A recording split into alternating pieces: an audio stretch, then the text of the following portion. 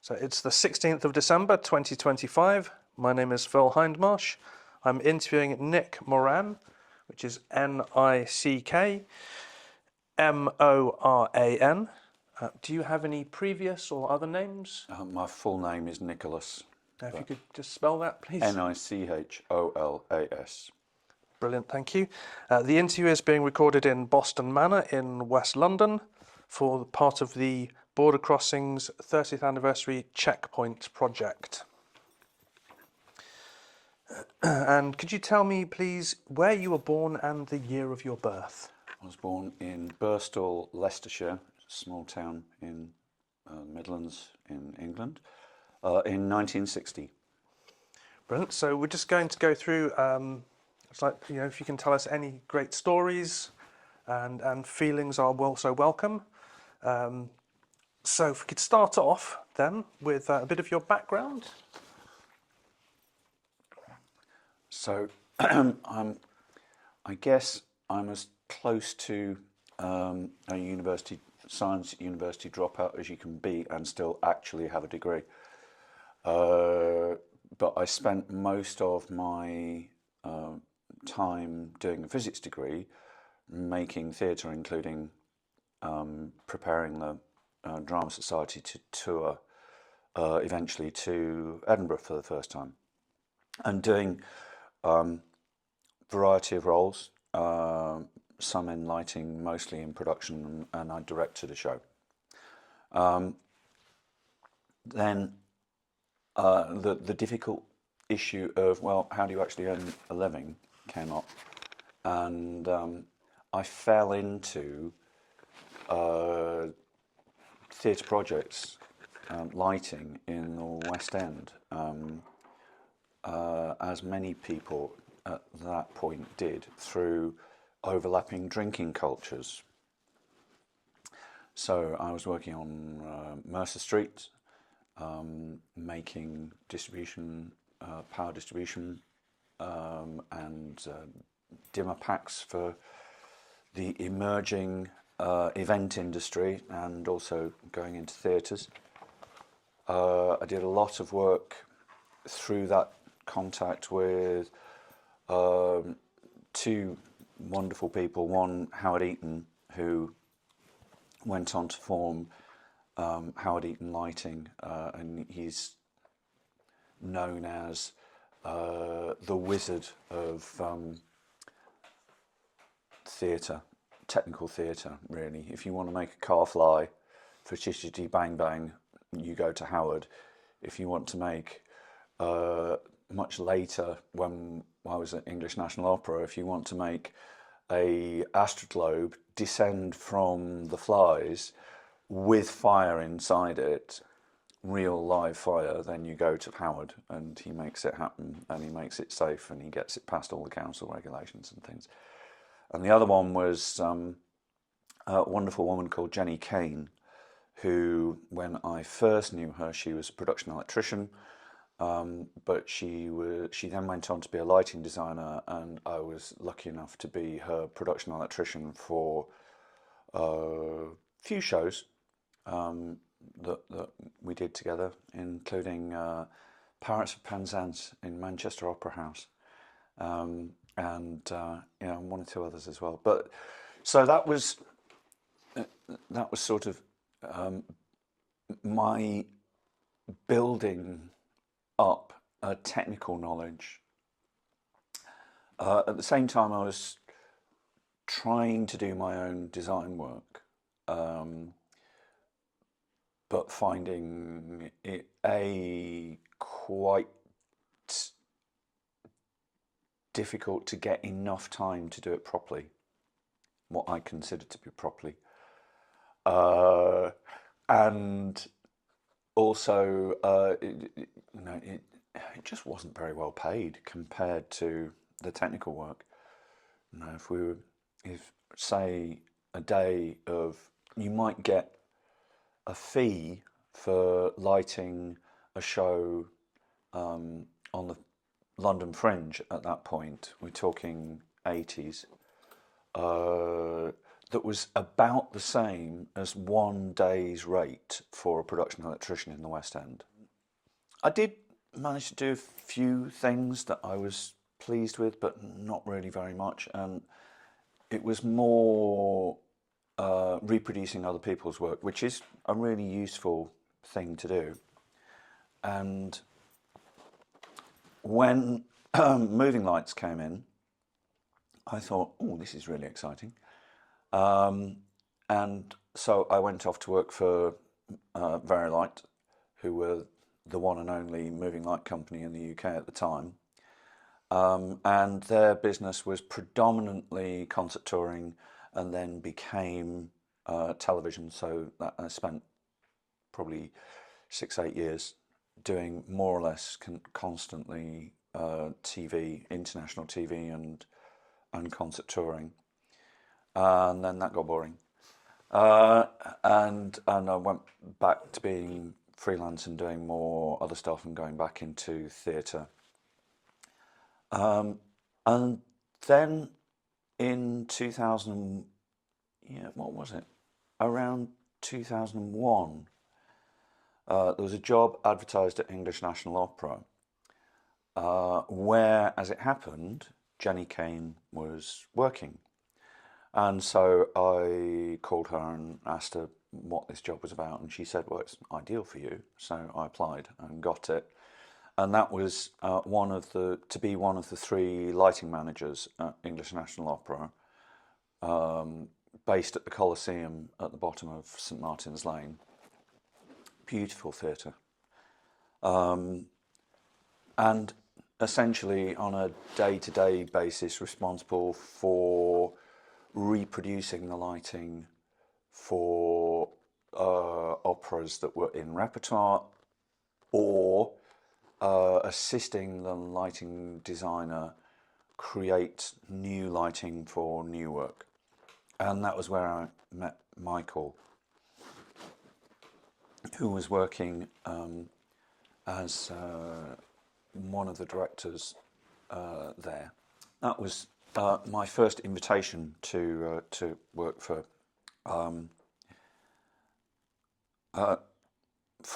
border crossings. BULLIE'S HOUSE, which we made not quite on a shoestring, but pretty close. To be a touring production that could be reproduced quickly, that was part of the spec.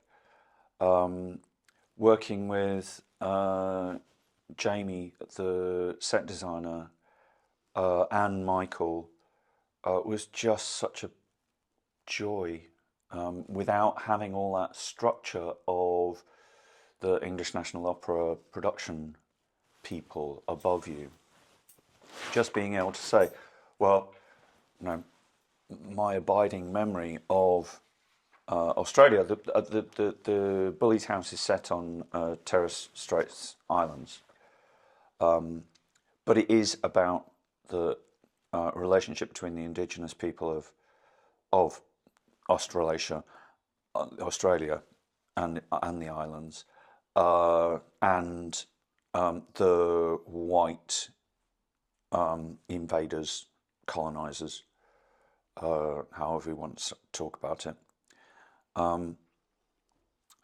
And one of my first and really long-lasting impressions of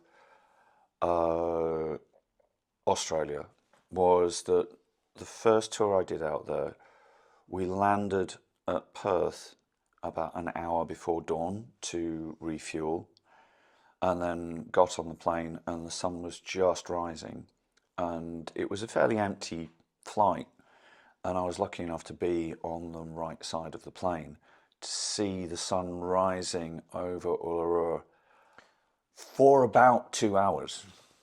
And it's like watching the world's biggest sundial, and that impression of red and size and flatness and singularity, with a singularity in the middle of it. Just thought, well, this is going to come in useful. this is definitely going to come in useful somewhere.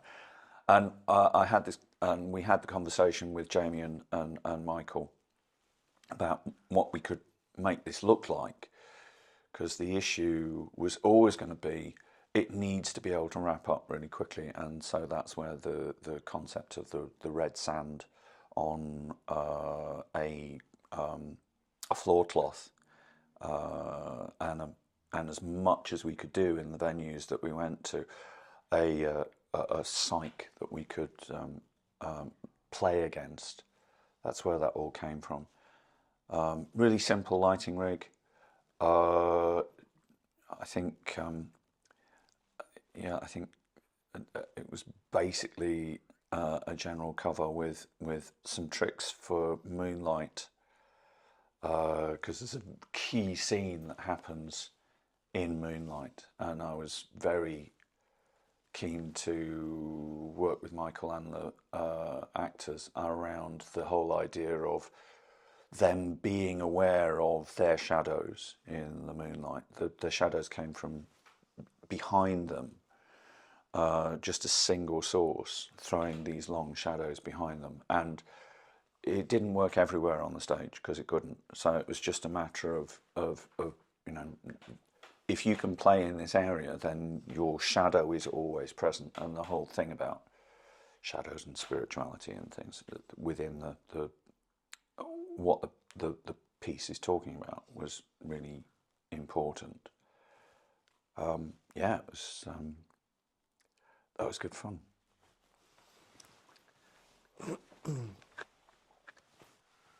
So what was it like touring in Australia and working with these different people that you probably hadn't worked with before? Oh, we didn't take that to Australia. You didn't take it to Australia? No, sorry, it toured in the UK. I think we started in Leicester Phoenix, which doesn't exist anymore as such. Toured around. I think I stayed with it until Sheffield, and then it went on its own. And then I came back. We had a sit down in the Riverside Studios, where my technician was Finn Ross, award-winning video designer Finn Ross, who was at that point was just out of college. We had a good press photographer cover the show when it opened in Leicester, and there were some really good shots of that I could write to about motivated lighting and how and essentially it's part of my agenda in teaching is to do with mastering technique in order to make artistic statements. You can't, you know, and just the same way that you know, a sculptor working in stone has to learn how to use hammer and chisel and probably lots of other things as well, before they can liberate the image from the block, the finished shape from the block. There had grown up, I think, in parts of British theatre culture, and possibly American theatre culture as well, this idea that there were the creatives who came up with the ideas, and there were the techies who made those ideas happen. And you didn't need to know too much about how the techies did their stuff, because, and it, well, yeah, to name it, it is essentially a class thing. It's a thing about we are nice bourgeois people and we don't get our hands dirty, and you are dirty proletariat who get filthy and sweaty as part of doing your job, and therefore we must be superior to you. oh, and by the way, you seem to have some mysterious hidden knowledge that we are not privileged to, and that scares us. So that's my Marxist reading of the thing. But so it was really useful to be able to just go, right, this is the rig I made this with, and this is a really simple rig. By the time I was writing the book, it was already well into the era of moving lights in theatre. Even in French theatres, there were beginning to be moving lights. So it was. I felt it was important to say you can do some really great stuff with hardly anything, and that was a perfect example of being able to do that. And you can do that really great stuff with hardly anything because you walk into the design process already understanding the story, already understanding what it is that we're all trying to do and the role that lighting can take within that. You're not having to put up a load of stuff just in case, because that's not the game we're playing. And you were, before we started the conversation, you were talking about jazz. It is. We know where we're going with the kind of works that Michael makes. We know what the end point is going to be. We know what our destination is. We might not know how we're going to get there. And there's a good example of that in the Mouth of Gods, which we might come on to later. But right, okay. Well, I know what I'm supposed to do. I know what this show needs, and I know what the minimum I can provide for this that will be able to be rigged and focused and operated on a one-night stand basis. And that's my job. So I'll do my job. That's brilliant.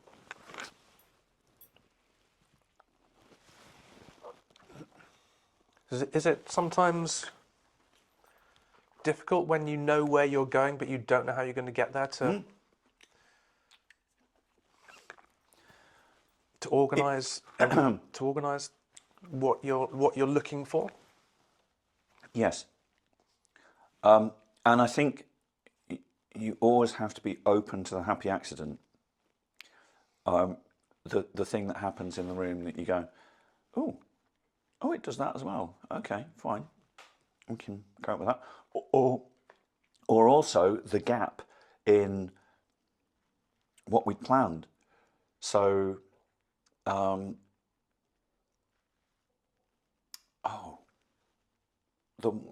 was the show we did at Africa Centre? The returning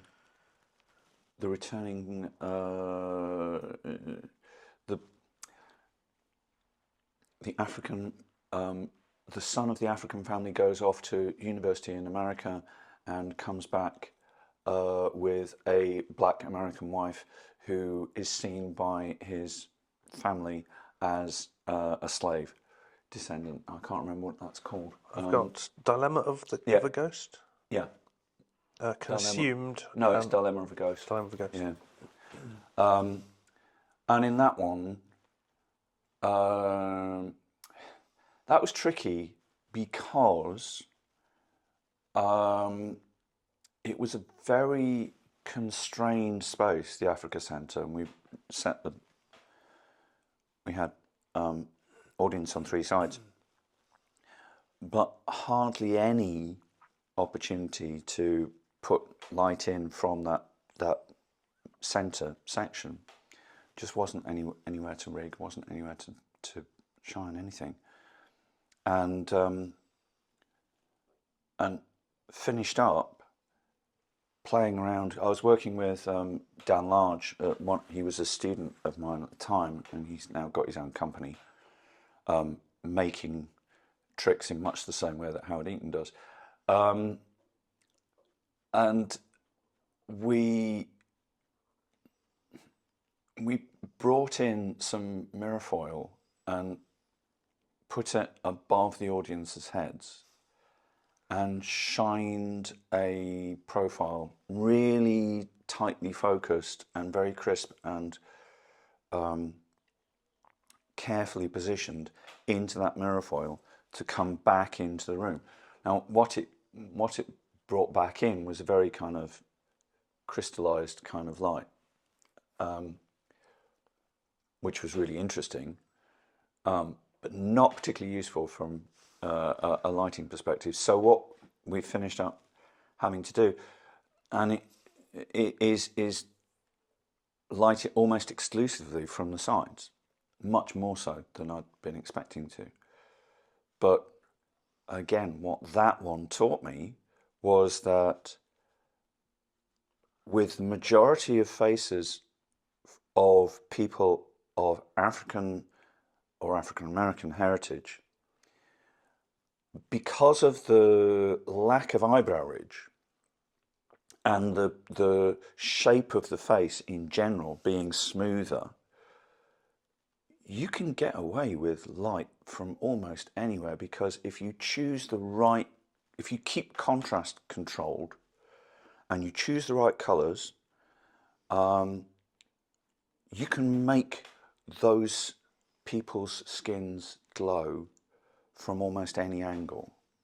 And you can put light into their eyes from far more angles than you can with the classic European face with deep eye sockets and an eye ridge, where, you know, if it's not coming from there, sort of 30 degrees above eye line, it's not going in. And again, that appears in the second edition of the book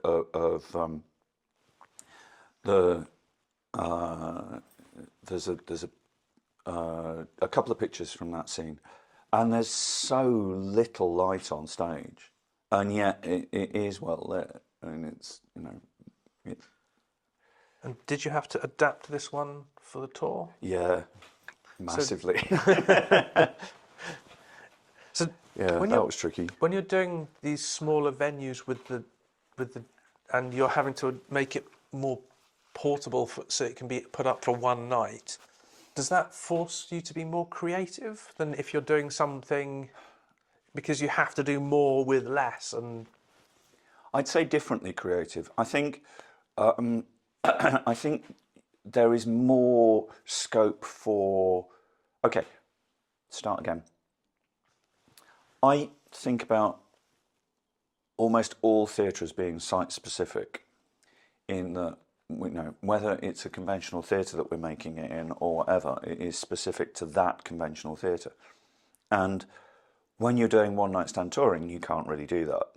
So there's a way in which you can be creative with the space and use the space. And that was, you know, the Africa Centre was, it was never actually, well, we don't think it was ever actually used to trade slaves, but it was used to trade nearly everything else in the time of the slavery in the North American slavery.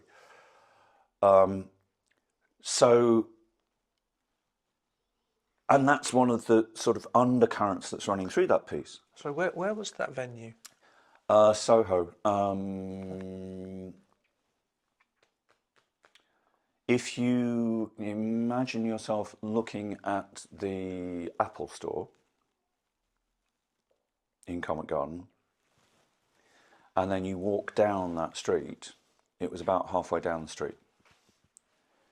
It's far too nice a building to, of course, be left there for public use and not exploited by some restaurant chain or fancy housing association, whatever. But anyway, so, you know, evoking that it was, you could reflect on the structure of the building and use it to evoke memories of a colonialist past, which you can't do when you're on tour because you're not there. So you have to be a bit careful about, well, how much are we relying on this and what are we going to do instead? So it's a sort of different kind of creativity, really. Yeah, I mean, one of the most interesting and day-to-day challenging parts of my career has been touring large-scale musicals around Europe on a not quite, well, sometimes we were doing it on a one-day fit up, fit down. Usually we were there for 2 or 3 days, but very little reconnaissance done by the production company beforehand. And at that point, my German was good enough to be able to do this. But essentially, you get off the tour bus at 7:30, and find the way in, find the people in charge, shake hands, have coffee, walk into the auditorium, decide where everything's going to hang that day, how this is all going to work, and then open the doors to the truck and live with those decisions all day.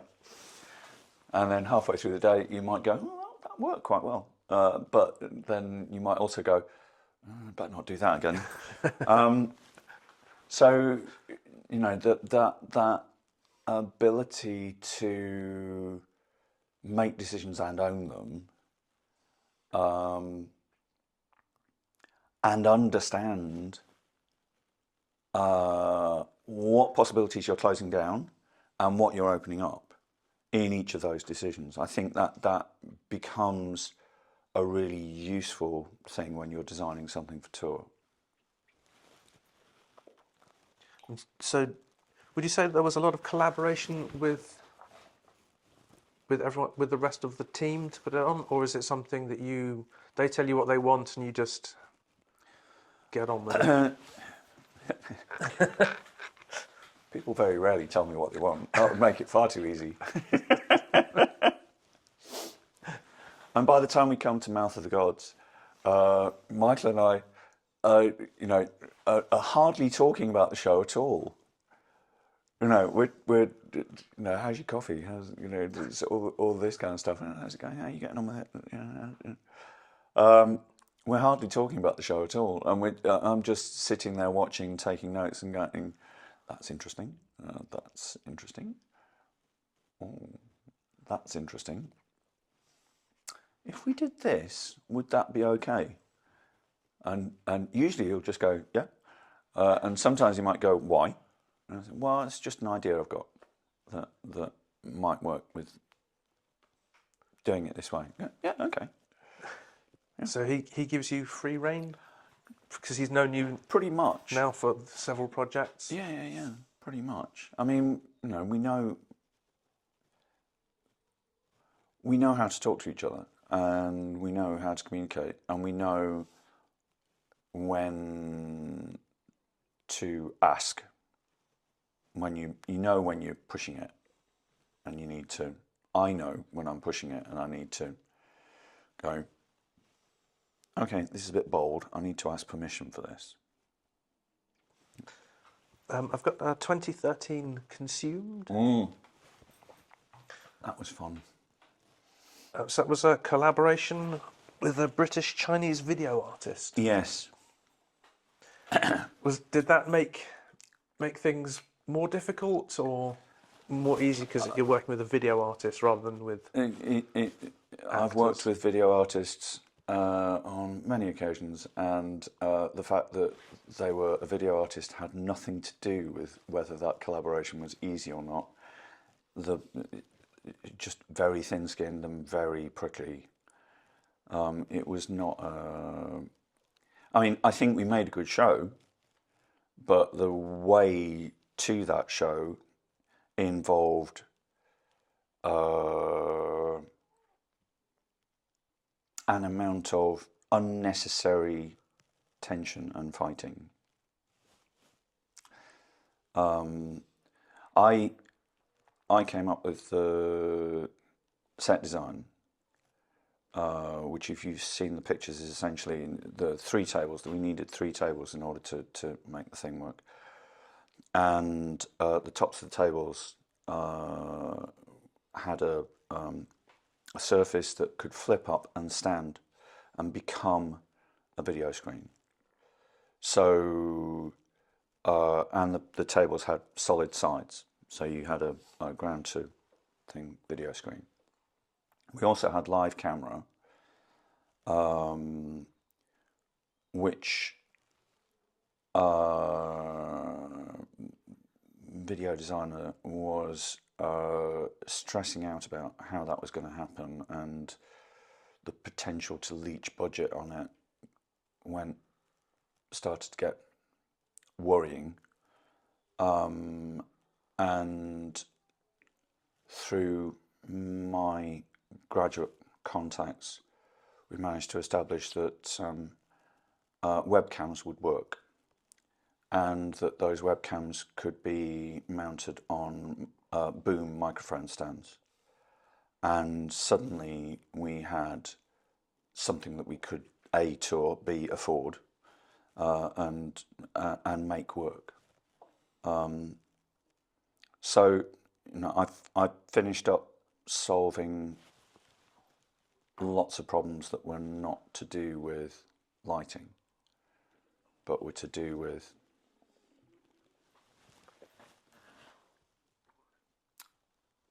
creating an environment where you can actually make work.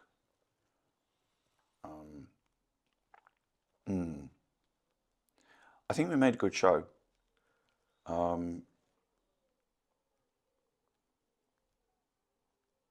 It wasn't as tourable as it might have been. I don't think it. Yeah. It's a piece of work I'm proud of that we did. I have done lighting designs with projector backdrops. I've also done the lighting and projection on shows, and I've done just the projection on shows.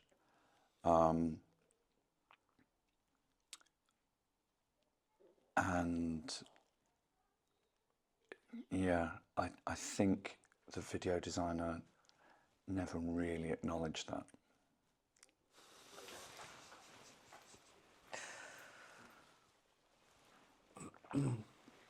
So Michael said that you had a flexible lighting set for that. Yeah, well, we had to, because of the nature of the piece, really. It was tricky. Well, we rehearsed it, made it, and opened it at, where did we do it? Opposite. Oh, can't remember. Do you have a note?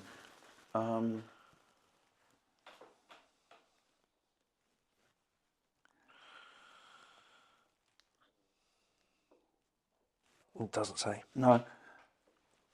A flexible set and a projection plot as well as the lighting. Yeah. It had to be as flexible as possible, and also as simple as possible because of the resources we had to tour it. But essentially, where we built it, it was audience on two sides, quite close, and that was fine. Building the lighting rig for that in a theatre that was about to be refurbished and therefore didn't have all its lights working. Excuse me. But that again created a sort of, or helped us produce a kind of a aesthetic that sort of started to work across the tour. But most of the time we were playing end on. So, and most of the time the theatres had a setup, a lighting setup that we couldn't, you can't start putting in a whole new lighting rig for a one light show. So you have to use what's there. So it's a matter of try and choose something that's here and something that's there, and make this one do that and make that one do that. So I think what was important in that one was to make sure that the two young women who were touring the show understood the purpose of the channels of light, and therefore knew and therefore could make a good decision about what lantern in this big array of things that the venue is offering you, which one are you going to choose to be channel 60 or channel 20? Because you know what channel 20 is supposed to do, you know what it does, what its function is, not just what it likes, but also what it doesn't like, which scenes we use it in, where it's really important, where it's less important, where it's just being a fill, where it's like the only thing that's on, so it better be right. So you make it absolutely right for when it's the only thing on, and as long as it's good enough for the other bits, then that's fine. Now, if it's hitting the stage from an angle that is going to make it either bounce onto or directly hit the screens, then that's not going to work. So it needs to be a bit further round so that it's coming across the stage rather than onto the stage. But if it goes too far around, then that's not going to work either, because one of the actors is a white European male with quite heavy eye sockets, and although most of the time it's a show that is mostly about dialogues. However, it isn't all about dialogues, and there's several moments of either phone calls to out front or introspection to out front, and therefore you need to be able to get into eyes from there. So to give people that understanding of what we need to do in order to make this work, I think is what's key to that. So it's quite a collaborative process then. Oh yeah. And working with Michael has been very good for that.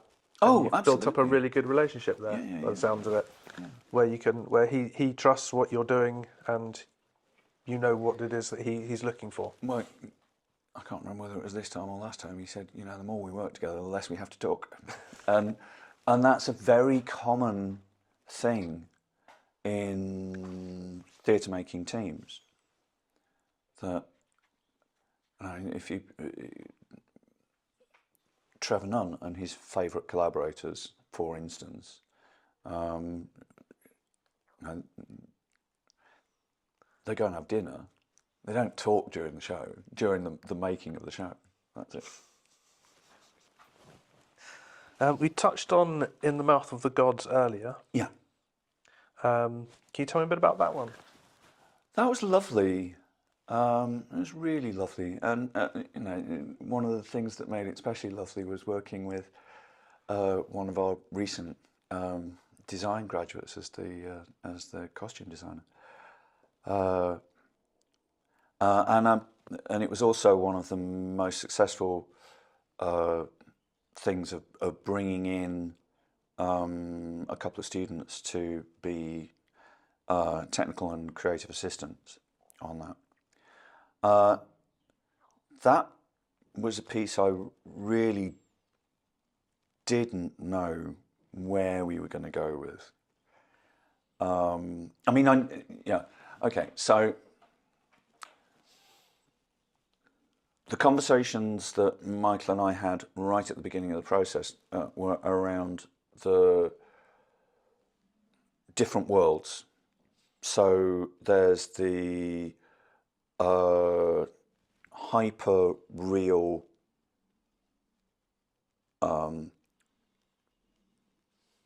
world of the European invaders and the church, and the European version of the church. And then there's the much more spiritual world, less hyperreal, of the indigenous people, where you've got that beautiful floor cloth, for instance, and all the symbolism and all the magic. And I knew I wanted to create something that was quite different. I knew I wanted to make that spiritual world very often dark, but not mysterious dark, but just dark enough so that you lean into it to see a bit closer what's going on. But also enough light there to be able to see what was going on. Having the, if you like, luxury of the important, the language of the indigenous people that Michael felt was necessary for the audience to hear was being projected.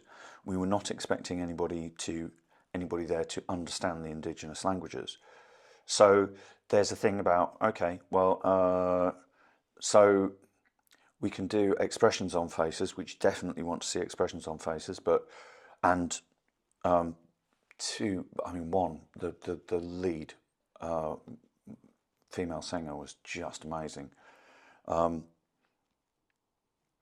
Yeah, you could have given her 2 candles and she'd just shine out the room.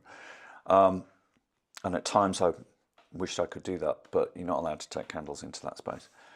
But that sense of mystery and colour, but not modern saturated, disco colours. Somehow getting, LED lights that were made to do exactly that, modern disco colours, to do something much more organic was tricky. And trickier than I thought it would be, even trickier than I thought it would be.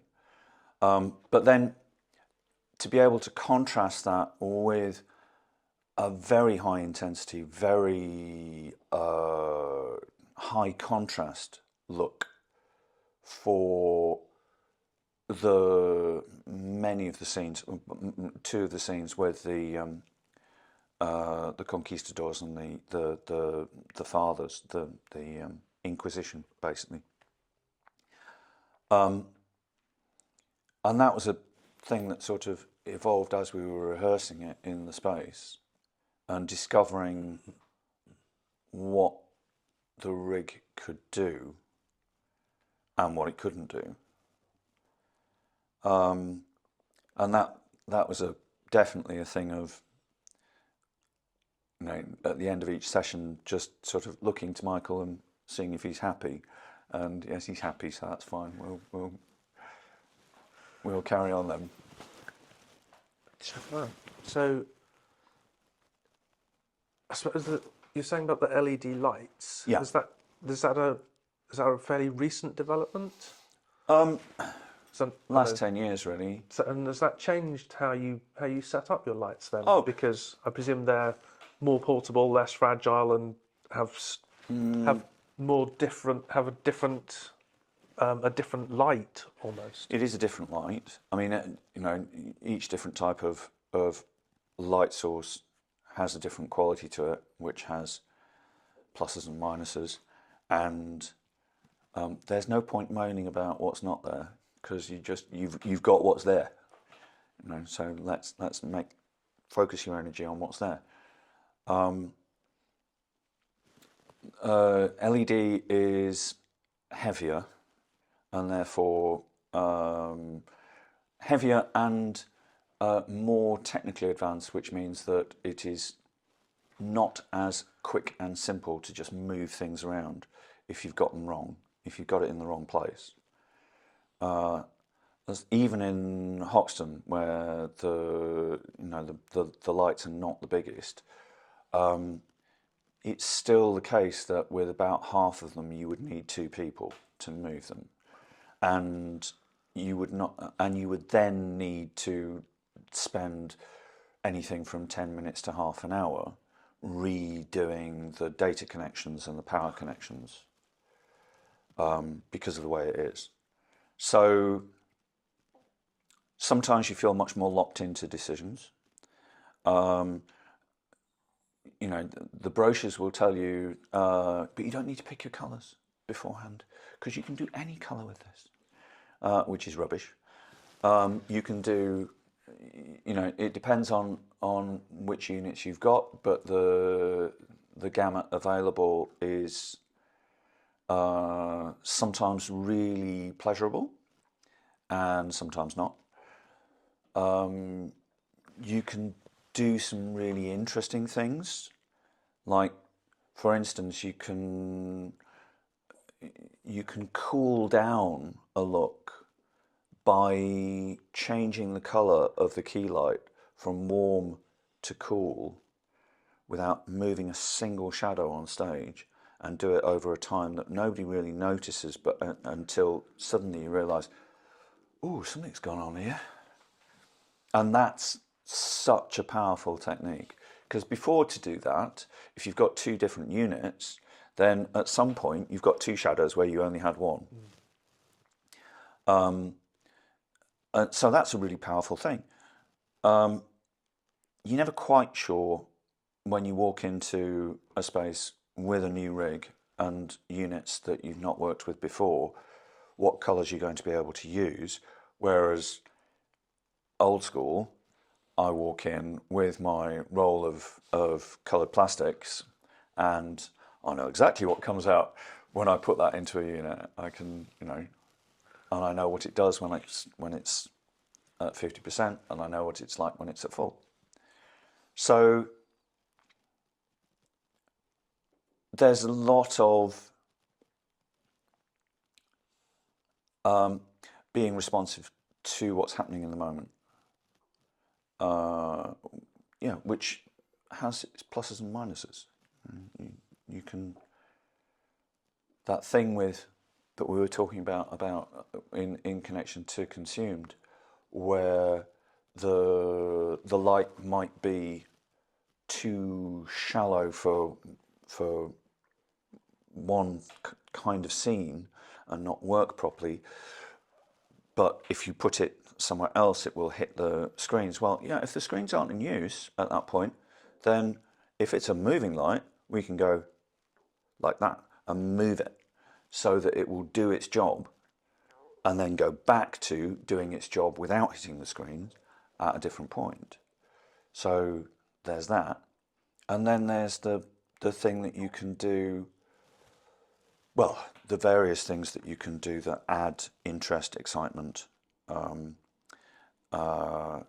get people going, to do with moving beams around in space, to do with using the things that those units are designed for, the disco type effects, in a manner that is appropriate to what we're trying to do.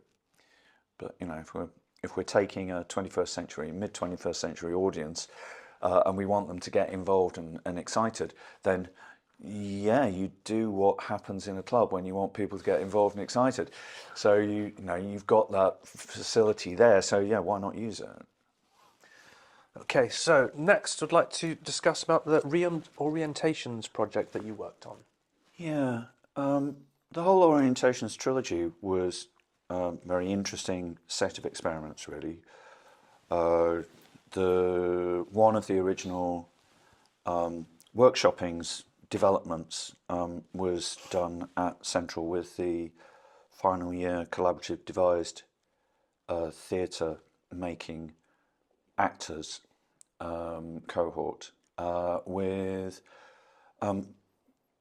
woman who's now a very good friend of mine, Alex Stone, who was a student at that point as the lighting designer. It was a piece that evolved and developed over time, and had the stories of three really quite different cultural backgrounds involved in it. So there was the Shanghai Chinese, the Southern Indian, and Northern European, Sweden, involved in it by the time that we got to reorientations, which was when I re-encountered the making process. And we made that show originally for a run in Soho Theatre, which has it's a lovely rig, actually, lovely lighting rig, which lures you into, oh, this is great, and then you realise, and we're not going to be able to do this on tour. So there's that part of it, which we've talked about before. But also, that rig had an element of automated lights in it, which, although I'd worked with a lot on concert stages and even on opera stages, I'd never worked with on a drama stage at that point. And one of the things that Michael and I and others had been talking about is how you, in a technologically enabled lighting rig or video setup, how you allow a spontaneity for the operator to respond to the way the show is going that night in that space. Because the ways, in the majority of cases, the ways that those shows are programmed for theatre, in the UK at least, is that you write cues which are stored as with timings involved in them, which might be the time it takes a light to come on, it might be the time it takes a light to change colour, it might be the time it takes a light to move, it might be the time that it takes a video to change from one theme to another theme, or to run or to stop or whatever. But essentially, those things are embedded within a machine, and the operator presses a button either when they know the show well enough to know when to do it themselves, or more often when they're told to do it by the show caller or deputy stage manager. Now, that's okay, and that whole process of every audience should see the best show, and each show should be identical to the first night show, is part of the commercial imperative and how you sell your shows worldwide if you are Cameron Mackintosh or Andrew Lloyd Webber or the Disney Corporation. But does it work for us? And it's something that I've always been uncomfortable with, and trying to find a way in which an operator might have more agency in exactly how that lighting or video is played on that night. And I suppose the analogue is do you want to play, if you're musicians, do you want to play everything to click track, or are you happy to let it swing a bit? And as soon as you start to introduce loops and samples and things like that, you are locked into a set of timings and you can't swing it. So it's that kind of technological the battle between technology enabling you to do things that you otherwise would not be able to do versus technology locking you into a particular way of doing those, of presenting your work in front of a public. So I talked to ETC, which is one of the worldwide lighting control manufacturers. They're the leading lighting control manufacturer for theatre in the UK and North America, about this.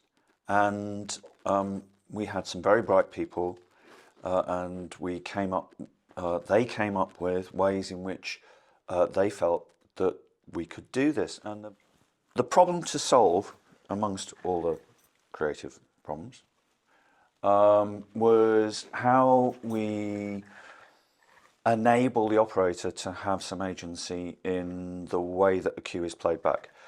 And the cue that we were particularly talking about was the cooling down of a room in response to two actors playing out a scene where they go from being very lovey-dovey to being on the verge of separating, which is a thing you can do in theatre because you can compress time. But the way that they were playing it was a bit different each night, and that's fine. Why not? So we talked to ETC, the largest manufacturer of theatre lighting desks in UK and Europe, and they suggested a number of different solutions, all of which we tried, none of which worked. And it was one of the more frustrating things in my whole career, was this thing of, why can't we just do this? It seems like such a simple problem. Now, it came to pass some years later that I did a book that was based on interviews with contemporary lighting designers called The Right Light, in which I interviewed Hugh Vanston, who was the lighting designer of Matilda. And one of the issues with Matilda, of course, is that there's a different child in the cast every night. And the child playing Matilda is such a key to how some of those big scenes work, and exactly how they move across the stage and close down is essential to the uniqueness of each performance. But it's different, and it's a very complex. There's some times when, as that child is moving downstage, there's some very complex set of changes going on above them and upstage of them and around them, and they need to be done so the audience can't see them. So what Hugh has done in order to create that is to break that maybe 25, 30 seconds of action into a number of different chunks and talk through with the show callers in quite a lot of detail what's happening in each of those chunks and which ones can go when. So this can go when she's clear of the first portal. This can go when that side of the stage is ready. And those things don't necessarily have to happen in the same place in the music every night. They happen where it's appropriate for that child's performance. And that seems to be the best that we can accommodate, which is not great. And it's, I still yearn for the days in some respects, although I love technology and I love the things that I can do with technology that I couldn't do with much simpler lighting rigs. The fact that I can't anymore tell my operators to push that fader feel your way into how the timing for that night is the best way to push that fader. Just annoys me. And we tried I tried to write about that in the book, because the idea is that you know, you let the cast in on the lighting metaphors that you're using, so that they know what it is that's going on. And that was the necessity of doing that actually came to me from making a work with video at Central, where one of the acting coaches came up to me and said, the cast are petrified about what's going on behind them. I said, what do you mean? Well, they don't know what the video is. Well, they can turn around and have a look. They don't think they can. Okay, fine. So we're talking about third-year drama school graduates at a time when it wasn't, clearly they didn't feel very liberated. And so we sat them all down and we played them all the video cues that we'd got, and they went, great! And then they were much happier. Yeah, I should have thought of that, really. It's like, you know, as if you were performing with an elephant upstage doing tricks, and you're thinking, it doesn't matter how big I am here, there's an elephant up there, and they're all going to be looking at the elephant. And then when you show them that, no, actually, most of these video cues were location-defining still images, and because they were still images, essentially they fade into the background just like a backdrop would, with the audience, and they stop attracting the audience's attention because they're not moving images.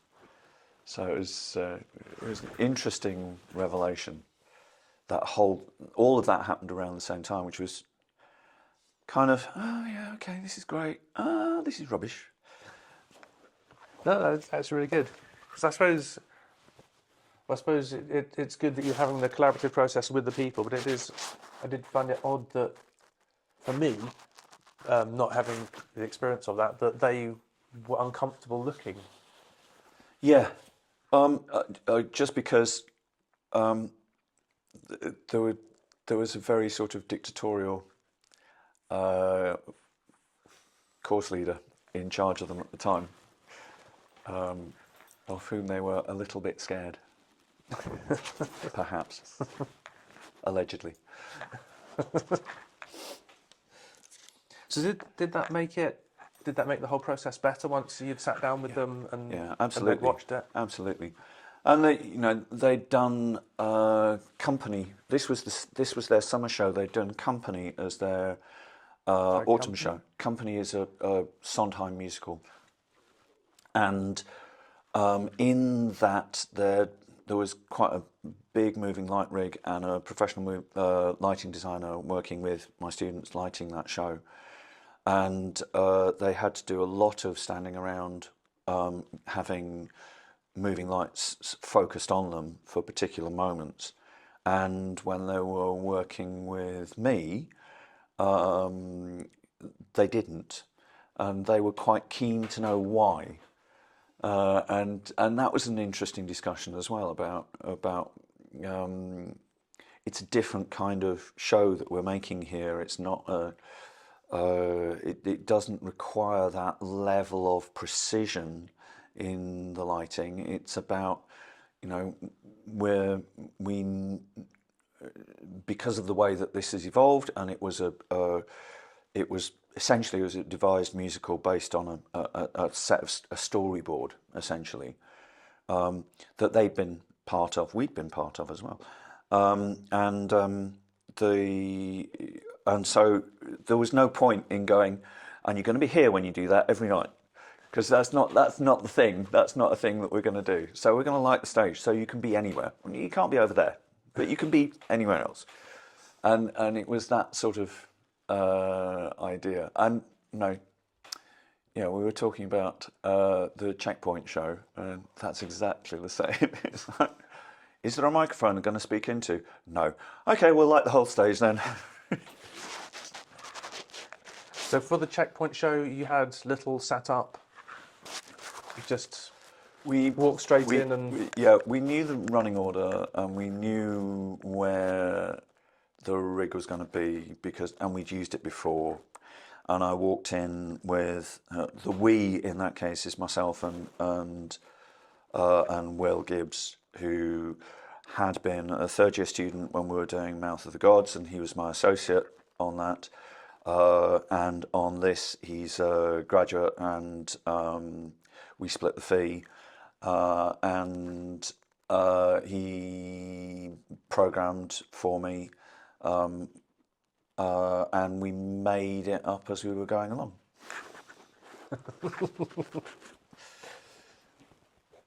And I think Michael and I had one conversation during the afternoon, which was about, this looks a bit cold at that. I'm going, yeah, it does, doesn't it? Oh, no, what's doing that?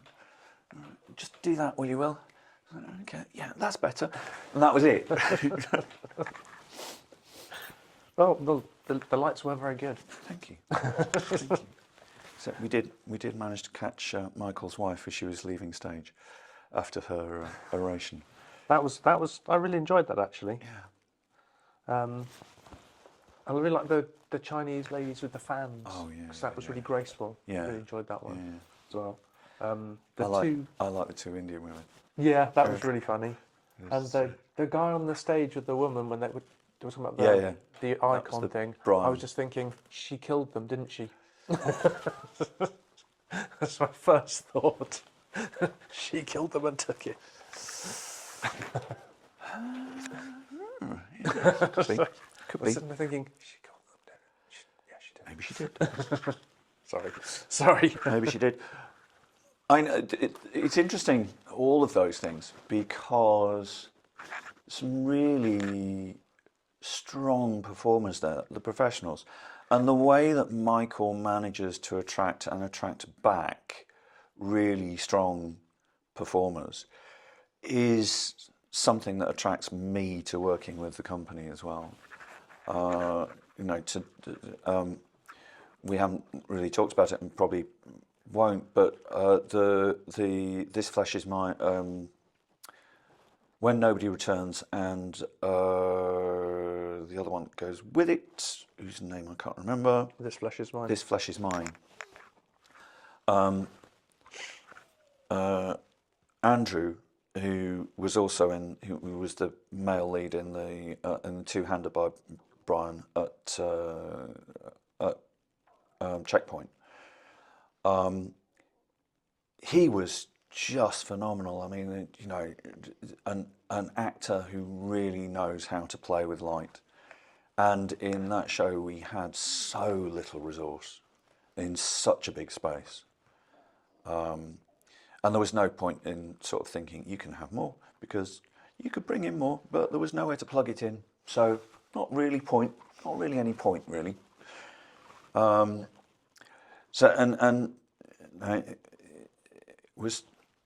It was a real joy to sort of play with the way that he could play with light as well. And again, you know, it's another body from with an African heritage, and that makes it interesting for me right from the start anyway, because of the different way in which that interacts with light. But going right back to Bullie's House, I mean the native Australian actors who came over to do that,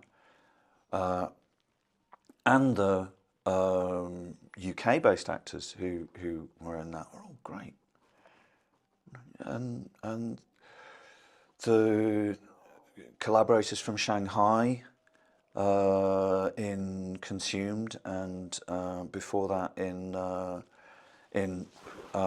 Orientations, trilogy. No, to work with people who understand, well, who are in command of their own craft to start with, and art, but also understand that to make this really work, you work along with every other aspect of the meaning-making process of putting on a show, of presenting a piece in front of an audience. So, wear your costume properly, and have respect for it, so that it looks right. It's telling the right story. Same with the sets, same with all the props. Listen to the sound, listen to each other. All of those things that, they do it without even thinking because they are good. Yes, thinking about the school children who were on stage for Checkpoint. COVID monologues.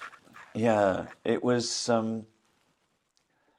That was entertaining. It was like, yes, you have no technical expectations, and it would be good if you had a few because we could make it a lot better.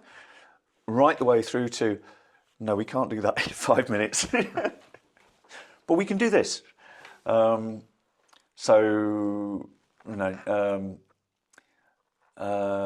working his magic on the lighting desk, and me going, okay, this is the idea. Can you do that?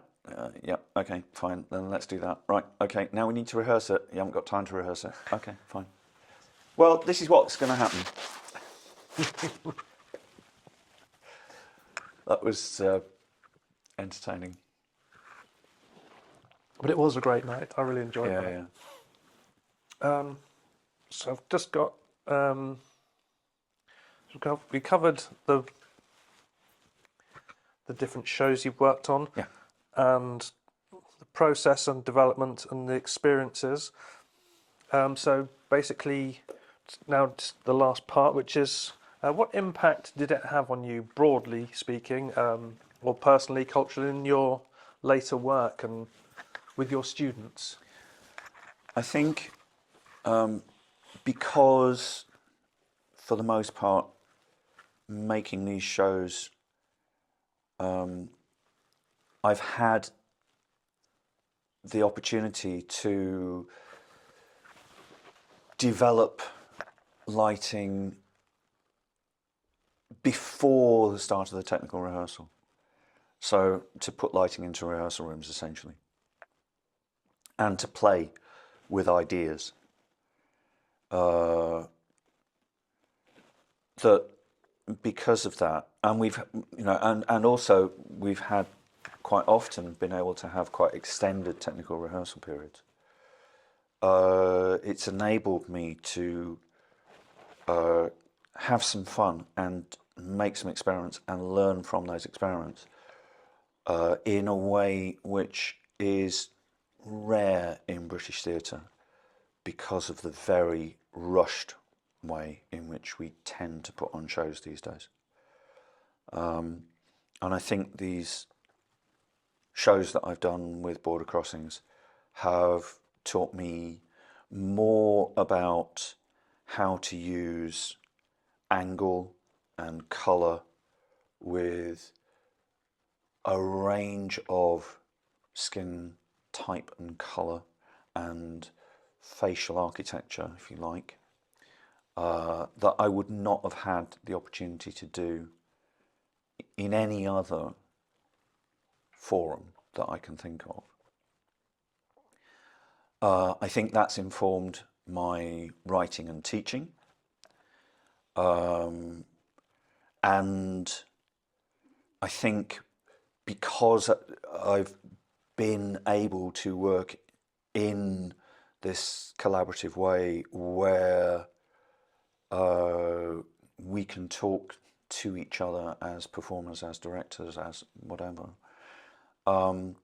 it's given me the confidence to be able to say to, for example, to the student actors at Central who have dark skin, to say, make sure you don't stand at the end of the bow line, because the end of the bow line is always dark and you're darker and you will just disappear.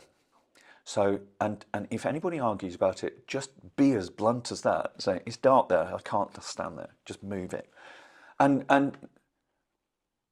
I think if I hadn't worked for Border Crossings, I would not have felt confident enough to be able to just say that. So that's you know, it's a really useful thing. You know, we talk. I run a class with the collaborative devised actors on finding your light and being responsible for how light hits your face and understanding the power that you have in raising your eyebrows and putting that light in your eyes, or dropping your head and taking it out of your eyes, of standing so that half your face is in shadow and then turning into light, and working in pairs so that they can understand, so that they can see what's going on, but then getting them familiar enough to know the difference between having light in one eye and having light in both eyes, or having no light in your eyes. And again, I think without being able to work with and talk with actors who are open to that sort of level of collaboration, that would not have happened. So yeah, it's had a fundamentally positive effect on my writing, my teaching, my thinking about light and about theatre making. You know, the whole idea of how we put stories on stage, and of course, you know, in a deeper sort of philosophical way, there's also the political side of it as well. You know, what stories do we put on stage, and how do we tell those stories, and how do they help us make sense of our history, or understand the point of view of a different sort of person, you know, whatever. Why is it worth telling these tales? So yeah, all of that is really good. Is there a lot of class divide then? I'm not really a theatre person particularly. Is it quite? I think that's it's fair to say, yes, that there is. Okay. That I suppose you if you're going to go into the theatre, it's probably not going to be paying fantastically well, so you have to be able to afford to be able to do that. There's that part of it, yeah. The bits that do pay well are the technical bits, and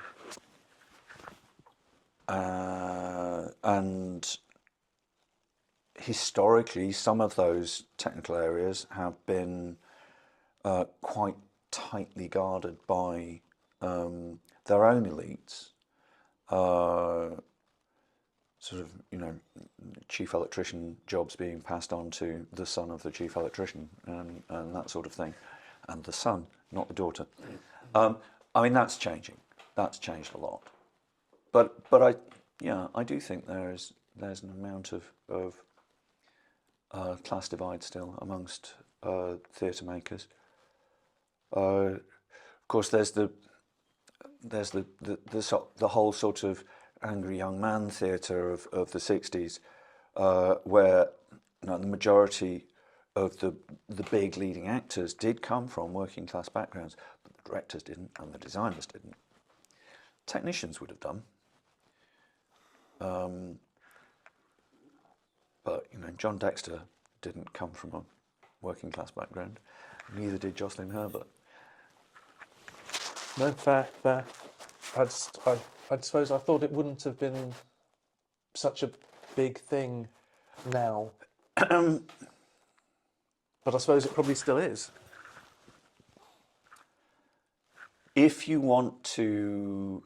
The unfortunate thing about UK theatre is that if you want to break into the design or directing roles, you need another form of income for probably between 3 and 5 years at the beginning of your career. Right. And some people are able to do that through teaching. Some people are able to do that through technical work. Some people just do it through bar work. But it's a necessity. Now, with the fact that graduates graduate with at least £55,000 in debt, loan,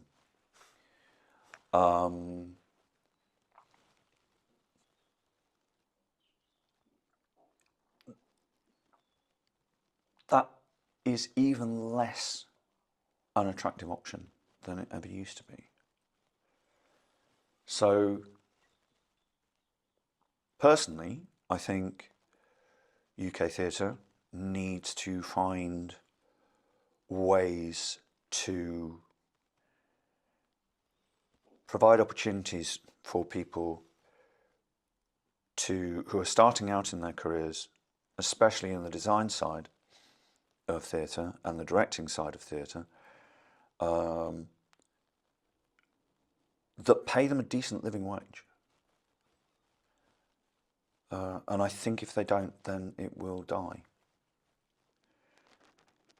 Michael's last 2 projects, I think, have done what you can about that. And I know, because I know something of how bids have gone put together, that it's very difficult to especially if you're going to Arts Council, to say, well, what you say we should be paying a designer or a lighting designer or sound designer, first of all, isn't the going rate, and second, is less than the living wage.